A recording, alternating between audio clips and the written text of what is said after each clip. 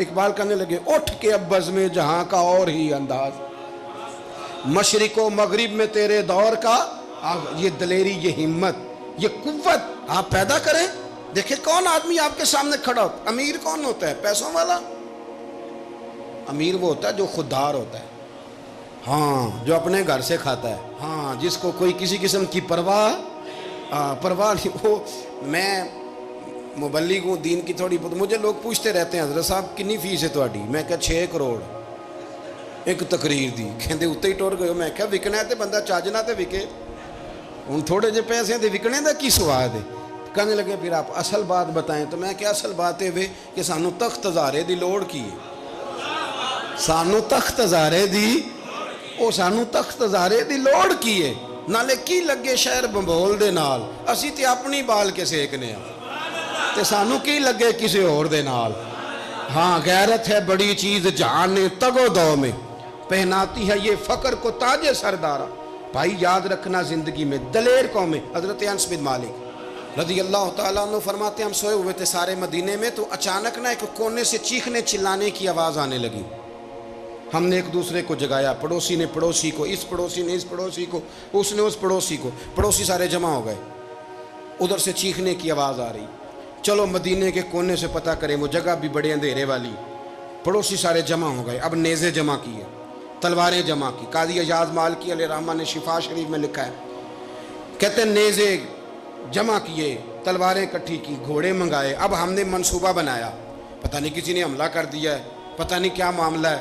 ہم نے پروگرام بنایا کہ پہلے 4 بندے آگے جائیں گے، جا کے دیکھیں گے، 6 ان کے پیچھے رہیں گے، 12 پھر اس کے پیچھے رہیں گے۔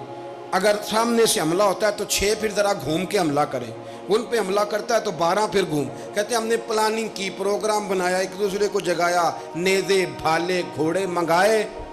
جب ہم ادھر جانے لگے نا جہاں سے شور آ رہا تھا، ہم جا رہے تھے، رسول کریم وہاں سے واپس آ رہے تھے، حضور سید عالم صلی اللہ علیہ وسلم وہاں سے واپس آ رہے تھے۔ کہتے ہیں جناب ابو طلحہ کے گھوڑے پر حضور بیٹھے ہیں اور ننگی پشت گھوڑے کی، حضور نے کجاوا نہیں ڈالا، ہاتھ میں تلوار ہے، دوسرے ہاتھ میں نیزہ ہے۔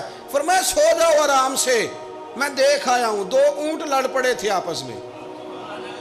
تو یا رسول اللہ آپ نے بتایا ہی نہیں۔ فرمایا میں نے سوچا کسی کو کیا تکلیف دینی ہے، چھوٹا سا تو کام ہے خود ہی کر کے آ جاتا ہوں، چھوٹا سا تو کام ہے خود ہی کر کے آ جاتا ہوں، چھوٹا سا تو معاملہ ہے۔ میرے رسول کریم اسلام نے دلیری سکھائی اپنی امت کو، میں کیا کسی کو جگانا ہے، وہ پتہ کر اونٹ لڑ پڑے تھے چھڑا آیا، جاؤ سو جاؤ چپ کر کے، کوئی مسئلہ نہیں۔ حضرت انس بن مالک فرماتے ہیں زندگی میں جب کبھی مجھے مشکل پیش آئی تو وہ رات مجھے یاد آئی، جب بھی کسی میدان میں کھڑے ہونا پڑا تو وہ رات یاد آئی، حضور کا جانا بھی یاد آیا، واپس آنا بھی یاد آیا۔